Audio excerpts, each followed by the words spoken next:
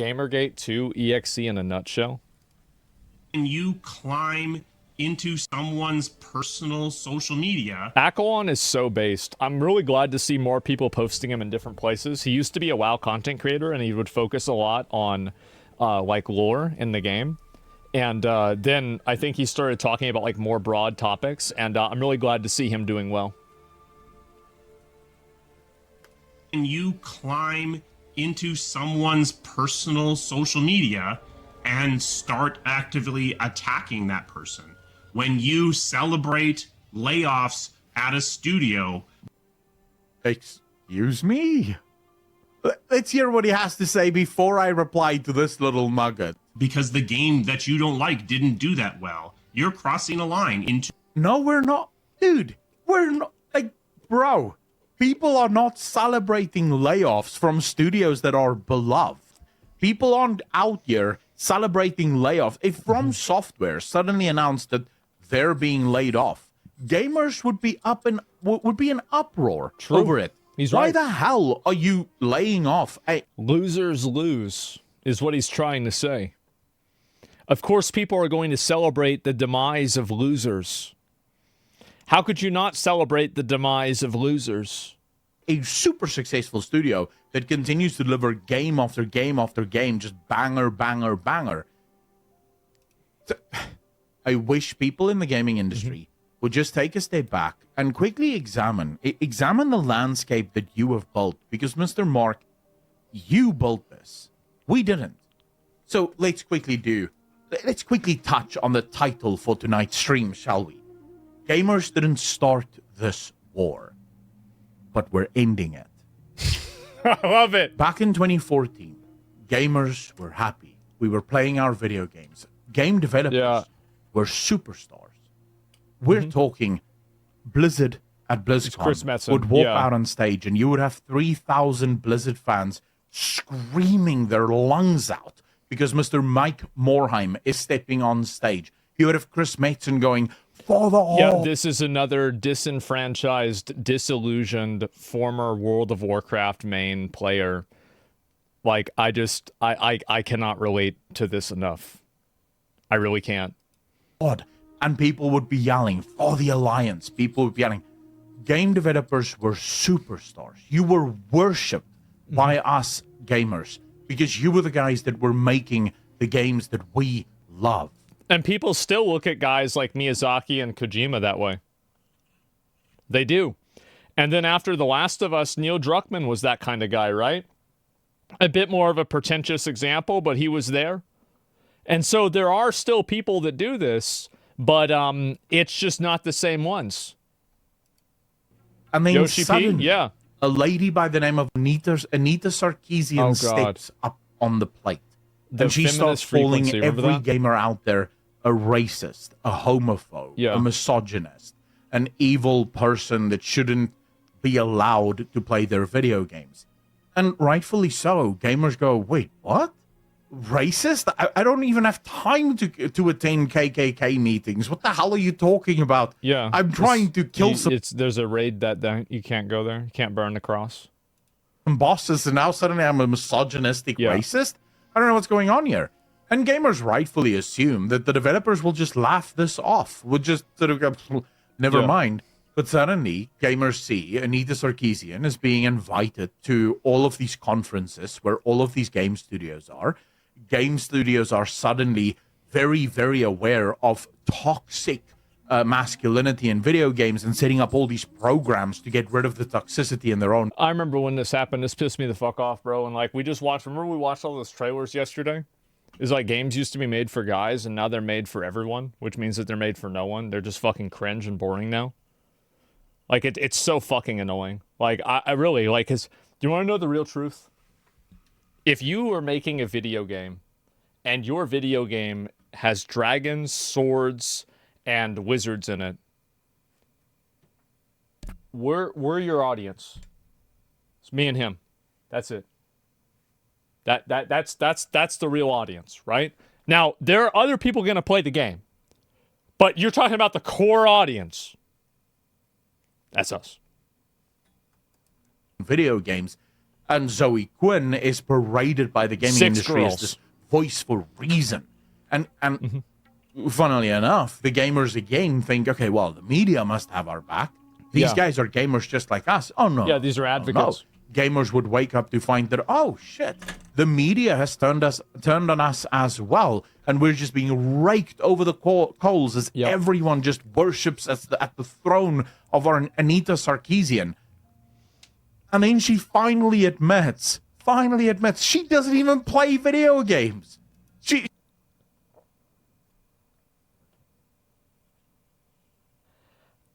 This was so... It's crazy how stupid this was.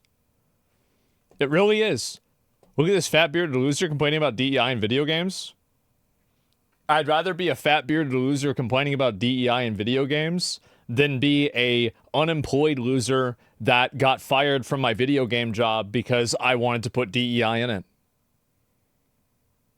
I think he's living his best life and he's playing video games while these people are deciding between trying to find another job and then doing DoorDash.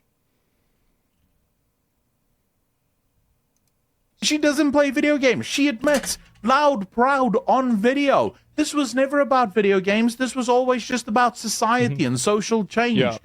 But you guys don't walk back and go, oh, shit, we've been had. No, you continue the grift. Why am I so mean to delivery drivers? The reason why is because it's basically like an unskilled labor job that anybody can do. Like, and that's the reason why. I mean, like, if you do DoorDash, I don't really disrespect you. I'm just saying that, like, it's a huge downstep, right? It is. It's a little hang fruit. So streaming, well, then do it. If you think streaming's really easy and you think you can be a good streamer, then go do it. That's what I thought too. And look at me, right? So just go do it. Continue to go. You continue to attack the gamers. Yeah. For the last decade, gamers have endured attack after attack after attack from you people. And then when we finally go, all right, you know what, enough. And we start clapping back. Now suddenly, before the game launches, you guys are like, yeah, fuck you, man. Go get banked. It's not for you, bitch. And then your game fails. And guess what happens? Oh, these stupid, misogynistic, racist gamers that don't want to play our video game. And we're just over here going, we do what you said. Yeah, you told us that you made a game and it wasn't for us, and we believed you. And now you're mad. That's what it is. Absolutely. Asked you, please don't do this to our game. Right. You said, get banned, bitch. We said, all right, well, why? And you go, well, this isn't for you. Don't play it. If you don't like it, don't buy it. We do what you say. We don't buy it. Somebody said this started because of the Cabrutus Steam group. It actually started because of the reaction to the Cabrutus Steam group. The Cabrutus Sweet Baby Detected thing would have never even blown up to 5% of what it was if the people in that company didn't try to use every form of official channel to shut him down and to get him banned and removed on everywhere. That's the real reason why it happened, because it turned him into a martyr for just being able to exercise personal choice.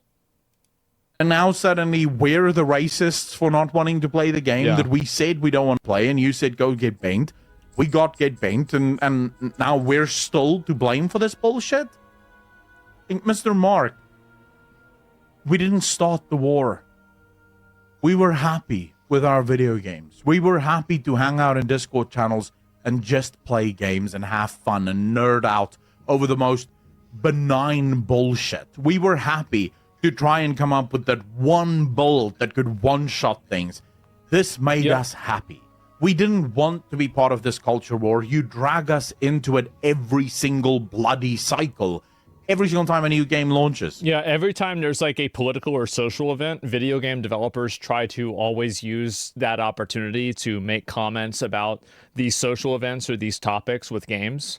And I think that average people just don't want to hear that. And I think also the big reason too, and I said this before, I've said it like 50 times, it's not that there's political messaging at the games, it's that it's unfavorable, weird political messaging that basically nobody agrees with. Like, that's really the problem.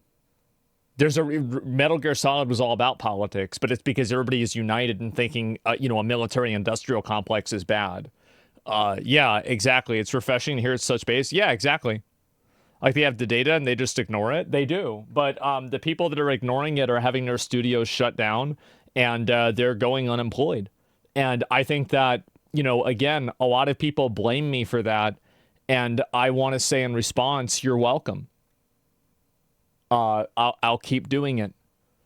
If there's one of these games that I feel like is, you know, doing this kind of stuff that I don't like, and I think that it's not representative of what the population really wants, then I will make videos about it, and I will communicate that to my audience. And I will never lie to people. I never lie.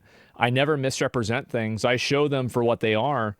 And if you're so afraid and so worried about me showing things for what they are, then maybe you should think about why that is. Guess what? We're gonna deal with more DEI stuff. Gamers go, hey, could you please not put the DEI stuff in? Go fuck yourself. All right, we'll just leave then. What happens? The game fails. We say, haha, we told you so. You go, oh, these misogynistic racists. Don't be and we're cool. like, dude, come on, man. We said we don't want this. You didn't want to take it out of the game. Yeah. Now your game is failing and you're being laid off. What do you want us to do? Of course we're celebrating it because you guys are destroying our games. Yeah, like I don't know about the guy at the beginning, but like I don't think he had any social media presence. But I don't know, like maybe he used to. But a lot of these people that are trying to like kind of you know, sue for empathy, these are people who spent the last 4 years or 5 years or 7 years demonizing their own player base, constantly posting divisive social commentary that is a complete echo chamber of this mindset. You know, making comments about COVID, telling people that Trump was like Hitler, etc. Like, you can't be that kind of person and then expect people not to celebrate when you take an L. Like, when I get suspended or I get in trouble and then people are like, yay, I understand that completely because I represent what they disagree with. But you can't, like, it's the problem is these people live in such an echo chamber that they think disagreement is like abuse and cruelty. It's so weird. Zach raises way more people up than he puts down. Well, I do what needs to be done one way or another. I've heard from studios signing into programs created by woke agencies. They're getting wage subsidized devs recommended to their studios. Well, I'm not sure about that. I think it probably depends. I feel like if your game is great, no amount of if you don't like it, don't play it will make it not successful. I think that the problem is that everybody can tell the difference between, you know, having like a gay romance option in Kingdom Come Deliverance 2 and the Dragon Age the Veilguard. And the problem is that people try to create this like fake comparison where like nobody knows what this kind of stuff actually is. But in fact, I actually think everybody knows exactly what it is. And that's why people keep responding this way. No, they apparently cannot. Well, there's always going to be morons, but if you let yourself be defined by the dumbest people in your group, that means that you're just, you know, catering to the lowest common denominator. But the one at the start said personal social media, so you're mean to go to his personal social media and blame him? So this is what the problem is. The problem is that a lot of these people use their personal social media and they basically operate and they speak on behalf as a professional in the space. Like, there are people that have like private social media and they have their own opinions, and I don't really think it's that big of a deal. But the issue is that in a lot of these cases, people are like, these are people who like they have their bio in there and they said, I work at this company. They're posting about the video game. Like, it's not like this is some sort of like separate thing. Like, their existence on social media is predicated on their position in the development industry, right? Like, that's what it's built off of. So, like, I don't think this is fair to say it's their personal social media. Notice, by the way, that none of us celebrated the failure of Dustborn. We laughed. It was funny. I guarantee you, if the developers for the studio of Dustborn, of which I don't even know their names, by the way, if they announced tomorrow that they're doing all layoffs and the company is closing, no one would give a shit. I wouldn't even make that video because no one would click, because no one would know what the hell I'm talking about. Because it has nothing to do with us. But you bet your ass.